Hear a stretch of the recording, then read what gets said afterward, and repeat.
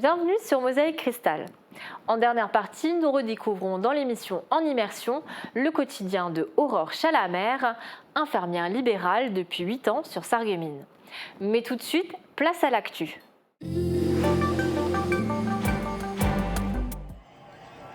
C'était l'événement du week-end lors de ces Jeux Olympiques, le passage de Jan Schrupp, athlète de l'ASSA, aux 10 000 mètres. Pour le soutenir, ses supporters avaient choisi de suivre la compétition sur grand écran depuis la fan zone de la halle verrière de Meisenthal. Seulement, rien ne s'est passé comme prévu. À 21h20, heure de passage de l'athlète, et même à 21h35, la diffusion de France Télévisions sur grand écran reste figée sur la natation et le BMX. Pas question pour les organisateurs de changer de chaîne. Alors les supporters doivent se reporter sur leur téléphone pour ne rien manquer de l'événement. Du coup, on l'a suivi sur un téléphone et puis on est un peu déçus parce que il a fait qu'une partie de la course. On aurait aimé le voir sur le grand écran, peut-être qu'il serait allé plus loin si on aurait pu le soutenir sur un plus grand écran avec plus de monde. Et puis voilà. Et oui, je suis triste parce que j'aurais vraiment été content de participer à ce moment avec tout le monde ici. Et au final, ça n'a pas eu lieu. Donc effectivement, je suis triste. Dommage. Moi, je suis super déçue parce que j'étais vraiment venue pour le voir. Mon fils est dans le club de l'ASSA comme Yann. Et donc, c'est quelqu'un que j'admire, que je soutiens, que vraiment j'avais envie de partager cette ferveur olympique. Et aujourd'hui, malheureusement, pas diffusé, personne, pas prévenu surtout, pas prévenu. J'aurais voulu savoir cet après-midi que finalement il n'y aura rien, mais on n'a pas été prévenu. Et pourtant, la halle verrière avait communiqué le jour même sur les réseaux sociaux pour le passage de Jan Schrupp sur grand écran. Et les organisateurs affirment qu'il était bien prévu au planning de diffusion. Nous, on a un programme qui arrive tous les matins. J'invente rien. France 2, France Télévisions, avec de l'athlétisme. Malheureusement, France Télévisions est décideur et décide de ce qu'ils vont diffuser. Ils ont estimé à ce moment-là qu'ils ont voulu privilégier la natation et le BMX. Malheureusement, n'ayant pas, nous, les accès qui n'ont pas été donnés par le COJO, enfin par Paris 2024, au niveau d'Eurosport par exemple, ou d'autres chaînes, on ne peut pas diffuser n'importe quoi en étant Club 2024 labellisé. Voilà. Nous, on a respecté aujourd'hui exactement le planning, le programme et la charte en fait qui nous lie avec Club 2024.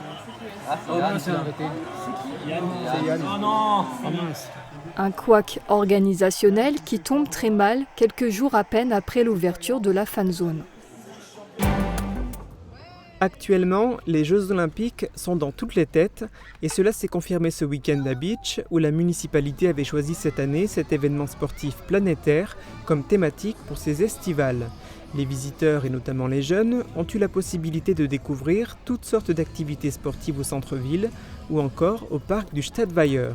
L'escalade par exemple était une des activités proposées. Oui, ça m'a plu. J'ai dû monter en haut du mur.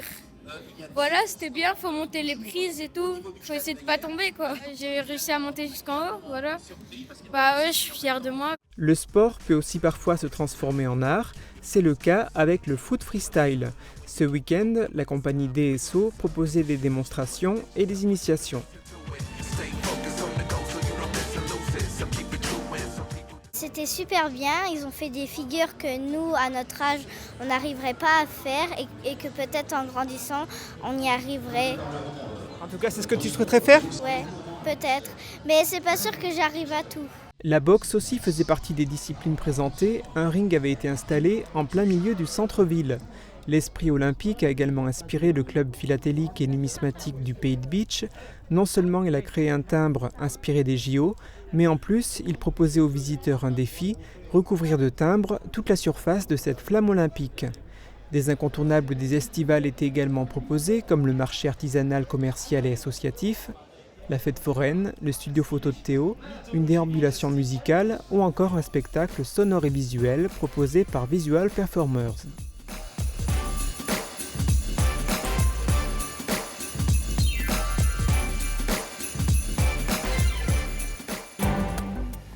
À Herbitzheim, en proche Alsace, c'est un chantier d'ampleur qui va avoir des répercussions sur nos routes en Moselle ces prochains mois. la rénovation du pont surplombant le canal. En ce moment même, les ouvriers sur place travaillent sur la rénovation des murs de l'ouvrage. Ils doivent également remplacer les appareils d'appui, essentiels pour la stabilité du pont. Pour y accéder, ils ont dû soulever le tablier du pont à l'aide de vérins. Les travaux, engagés depuis juin, doivent se poursuivre jusque mi-octobre. En acier, tout ce qui est mur autour, tout ce qui est terrassement. Et on a aussi fait le mur de soutènement côté du village. Concrètement, ça veut dire que les déviations en cours depuis Sarreguemines vont rester en place tout l'été et à la rentrée de septembre. Attention, ces déviations peuvent rallonger les temps de trajet pour tous ceux qui circulent régulièrement sur le secteur Sarreguemines-Proche-Alsace. Le passage s'effectue en priorité via les communes de Villewald-Sarralbe et de l'autre côté via Vitrin. Des déviations ont été mises en place à partir déjà de Sarreguemines, le rond-point de Sarreguemines, qui permettent de passer par Sarralbe et par Vitrin pour éviter justement le blocage au niveau de ce pont. Donc c'est assez problématique de faire un détour aussi important évidemment. On en a conscience et puis on peut aussi dire que nos paysans sont embêtés. Il y a un petit pont mais qui ne peut pas être utilisé par des engins beaucoup trop importants. La sécurisation du périmètre est jugée nécessaire sur place vu la nature des travaux à réaliser sur ce pont fragilisé par le temps. On avait des petits soucis de fissures, donc d'où le renforcement carbone qui va être mis en place. C'est pour renforcer les poutres d'appui qui sont beaucoup sollicitées. Il a aussi son temps le pont. C'est un pont qui date de 1962, donc c'est un pont qui n'est pas prévu pour l'utilisation actuelle, pour le nombre de voitures qui passent et puis aussi par rapport au poids des tracteurs. Le coût des travaux, 640 000 €, est pris en charge entièrement par la collectivité européenne d'Alsace. La circulation sur ce pont doit reprendre dès la fin des travaux prévus mi-octobre. Valeur sûre des fêtes culinaires organisées dans la région, la fête de l'oignon a attiré ce week-end énormément de personnes à Hörmingen. Entre 8 et 10 000 personnes.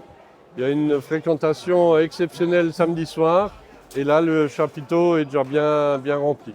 Pour contenter tous ces convives, il a fallu en cuisiner des oignons. On a préparé près de 900 kg d'oignons qu'on sert en oignons confits avec le plat principal, mais également des beignets d'oignons.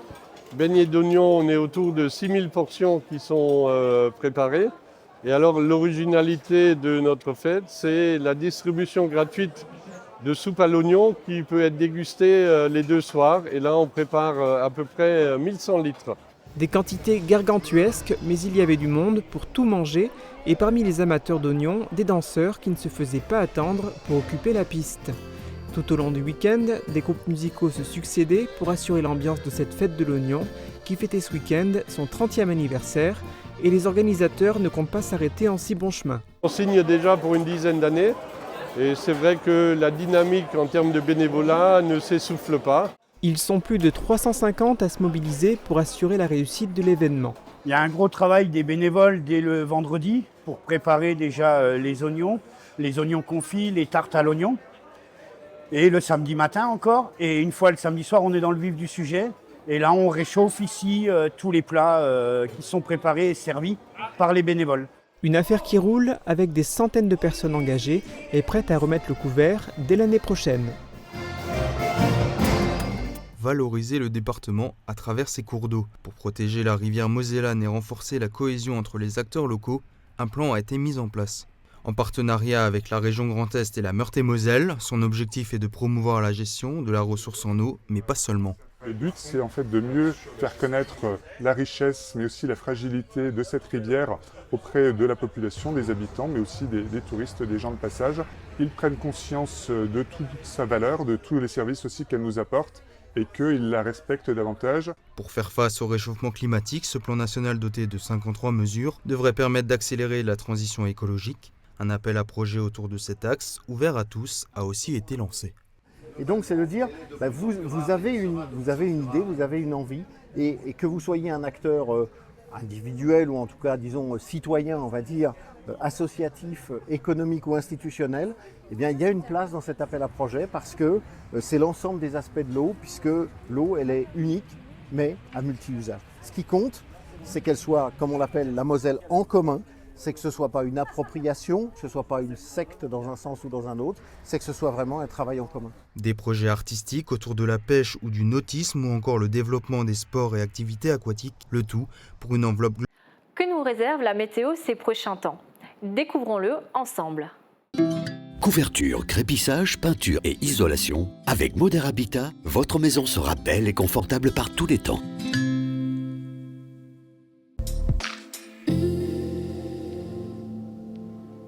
Bonjour tout le monde, c'est une très belle journée que l'on va retrouver pour demain. Le ciel sera bien dégagé et on pourra pleinement profiter du soleil. Les températures minimales iront de 15 à 19 degrés et les maximales de 25 à 28 degrés.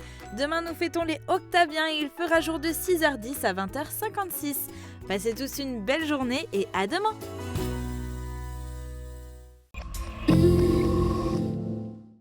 Continental Sarreguemines recrute. Vous êtes électromécanicien ou électricien industriel? Rejoignez notre équipe au service maintenance pour dépanner, réparer et entretenir des équipements électriques et industriels automatisés. Pour plus d'informations ou pour postuler, déposez votre candidature directement à l'usine ou scannez le QR code suivant.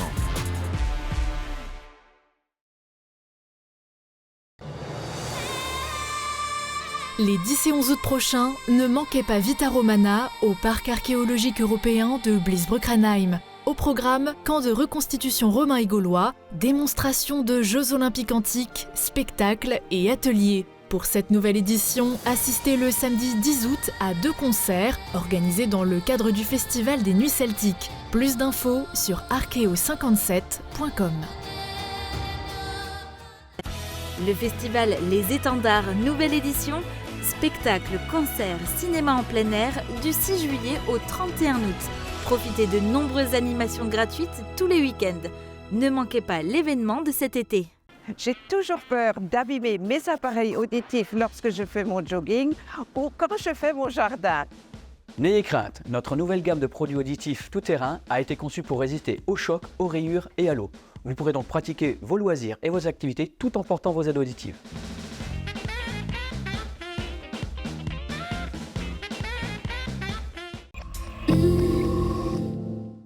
Nous clôturons cette émission en compagnie de Marie Morgane qui a passé une journée avec Aurore Chalamer, infirmière libérale. Aurore exerce ce métier difficile avec passion depuis 8 ans, une véritable vocation pour elle. Marie Morgane l'a suivie tout au long de sa tournée, rythmée par les soins.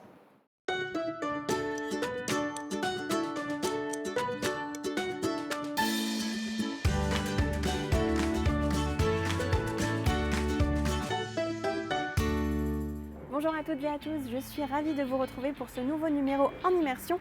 Aujourd'hui, on va s'intéresser au métier d'infirmière libérale grâce à Aurore Bérouge. Je vais tout de suite la retrouver avant qu'elle se rende chez l'un de ses patients.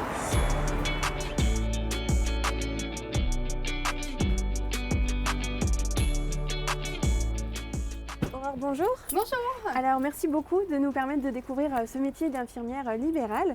Alors, j'ai déjà une toute première question. C'est quoi la différence entre un infirmier et un infirmier libéral ? Alors l'infirmier va plutôt travailler à l'hôpital, donc il est salarié à l'hôpital et nous on intervient principalement au domicile des patients. D'accord, donc vous êtes beaucoup en vadrouille toute la journée, j'imagine. C'est ça, toute la journée. On va découvrir tout ça ensemble. Je crois que vous avez un premier rendez-vous. Oui, c'est ça. Donc quels sont les soins que vous allez réaliser sur ce patient? Alors donc là je vais chez ma patiente la plus âgée. Et donc on va l'aider à faire sa douche et à s'habiller et lui donner ses médicaments et lui mettre des gouttes dans les yeux. Ok, bah c'est parfait, on y va alors. On y va.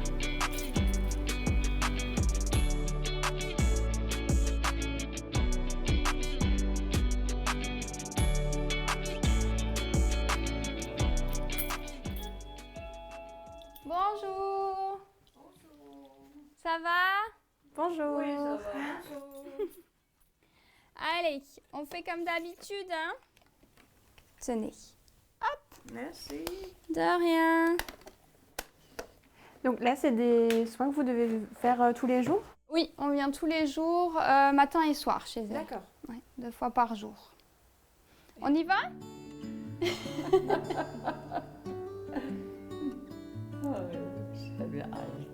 Ah oui. Donc là, vous allez vous occuper de la toilette, c'est ça? Oui, c'est ça, oui. Donc ça, c'est aussi, j'imagine, au quotidien Oui, donc effectivement, elle a besoin d'aide tous les jours. Elle a pas mal de limitations au niveau des mouvements, donc il faut qu'on lui donne un coup de main.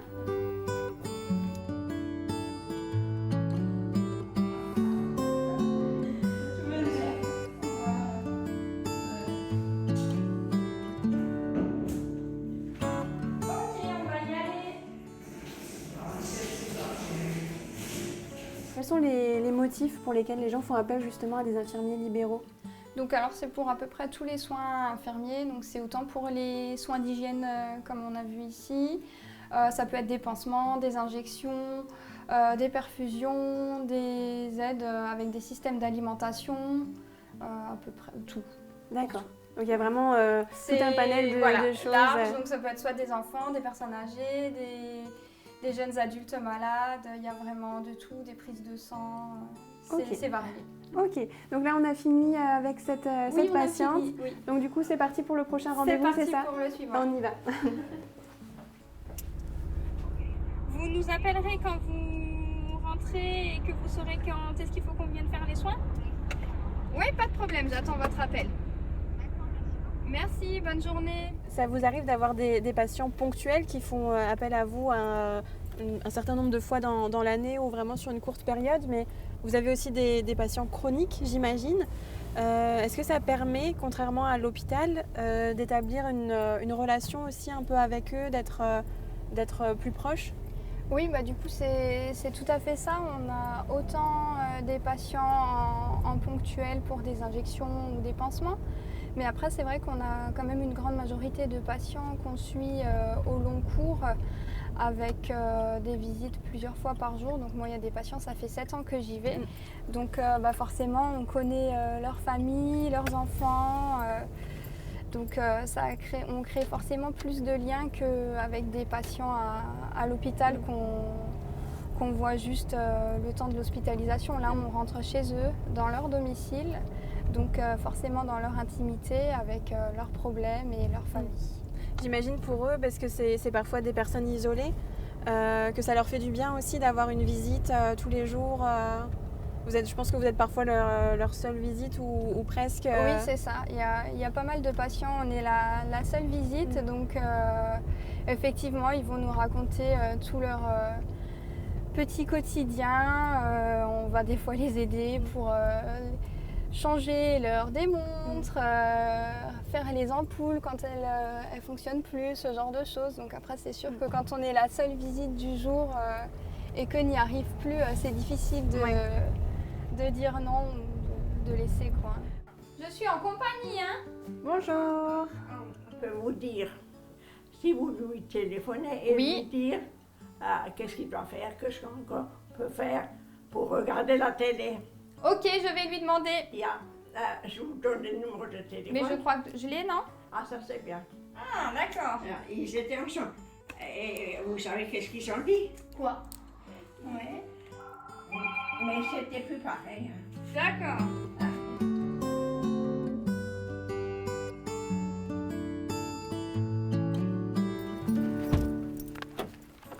Alors, du coup, vous organisez vous-même vos journées en tant qu'infirmière libérale? Oui, c'est ça. Ça, c'est un des avantages du métier. Donc, on peut choisir à peu près, on va dire, comment on veut travailler. Donc, en fait, nous, par exemple, on commence le matin à 6h30. D'accord. J'ai des collègues qui commencent à 5h45. D'accord. D'autres qui commencent à 8h. Donc ça, c'est une volonté propre à chacun.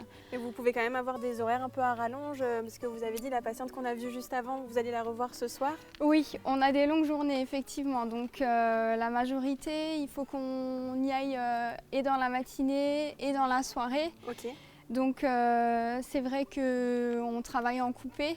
Donc une grosse partie le matin et après encore une grande partie l'après-midi. Ok. Et vous arrivez quand même à avoir un petit peu de repos dans la journée ou... Oui, alors nous on s'accorde un repos grosso modo on va dire entre 13h et 16h. Mais ça c'est notre volonté à nous quoi. Ok. Ça chacun fait comme, chaque cabinet fait comme il veut en fait. Et donc vous faites partie d'un cabinet justement parce que vous dites nous. C'est ça, oui. Donc alors en fait nous on est 3 personnes.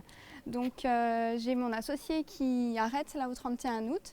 Donc une autre collègue va venir, donc je vais avoir une nouvelle associée et on travaille encore avec une troisième collaboratrice. D'accord. Est-ce que ça permet de parfois faire des remplacements ou des choses comme ça ou pas du tout, chacun a vraiment ses patients? Non, alors en fait du coup on n'a pas le choix parce qu'effectivement on doit intervenir 365 jours par an chez nos patients. Donc si moi je travaille seule, ça veut dire que je dois travailler tous les jours de l'année, ce qui est un petit peu compliqué. C'est pas donc possible, là on est à 3, donc ça nous permet de couper le mois. Ok, donc vous avez parfois des jours de repos chacun Oui, c'est ça.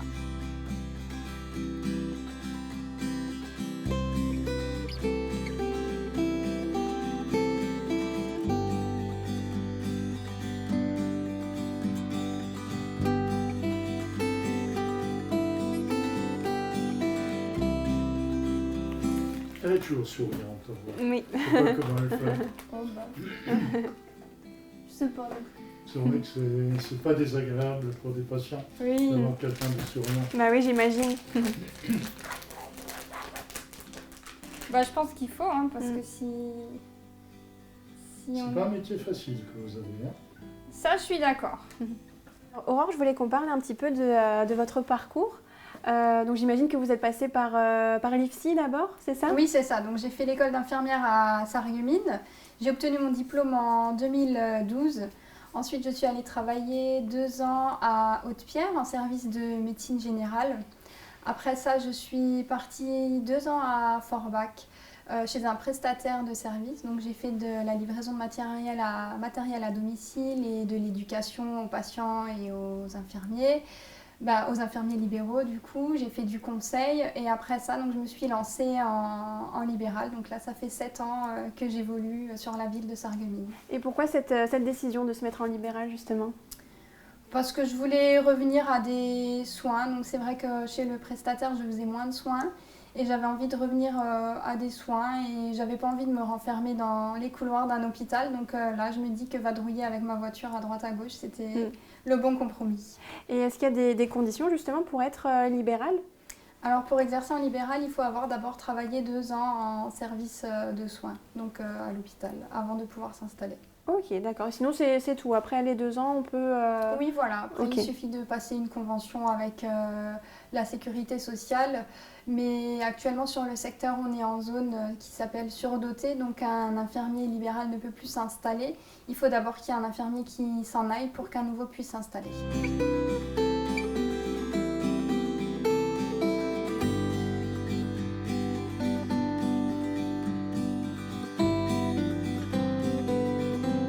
Voilà, je vous prépare les médicaments, hein.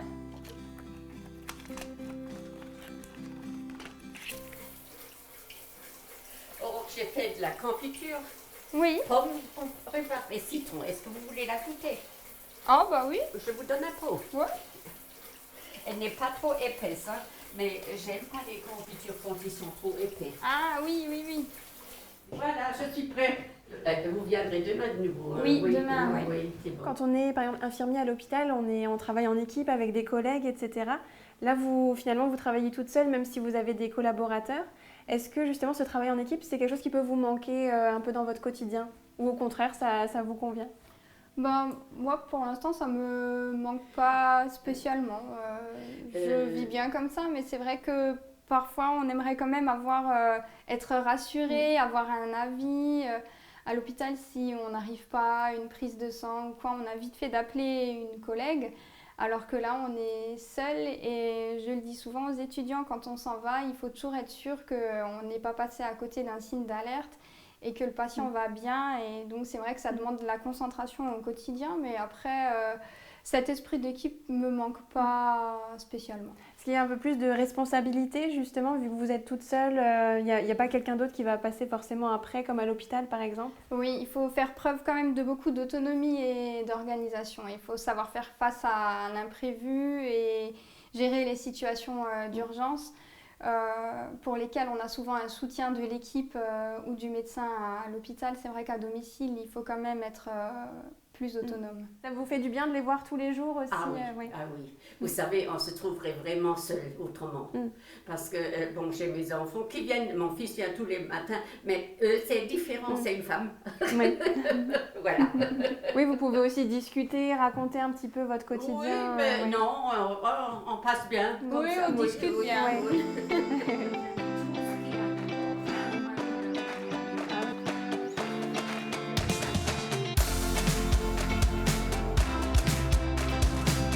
Donc là maintenant on se trouve devant la maison de santé à Sarreguemines et c'est là que vous avez votre cabinet, c'est ça? Oui, c'est ça. Parce que vous m'avez expliqué que malgré le fait que vous vous déplaciez au domicile des patients, vous êtes obligé d'avoir un cabinet?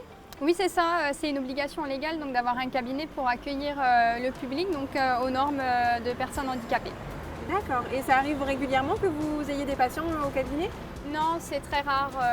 On a actuellement une patiente chez qui on fait des injections qui vient au cabinet mais parce qu'elle habite à côté, donc elle ne veut pas qu'on se déplace chez elle.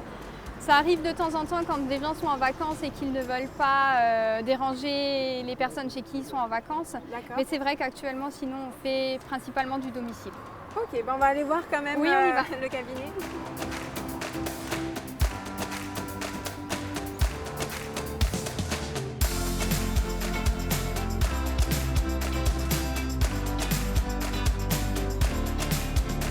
Aurore, je vous ai entendu dire tout à l'heure que infirmière libérale, c'est pas un métier que vous aimeriez recommander à vos enfants. Pour quelles raisons? Oui, alors je trouve que c'est un métier qui reste difficile tant sur le côté physique, donc on est beaucoup accroupis, on porte les malades, donc c'est pas facile tous les jours, on est dehors tous les jours, qu'il pleuve, qu'il neige, qu'il vente, le matin à 6 h.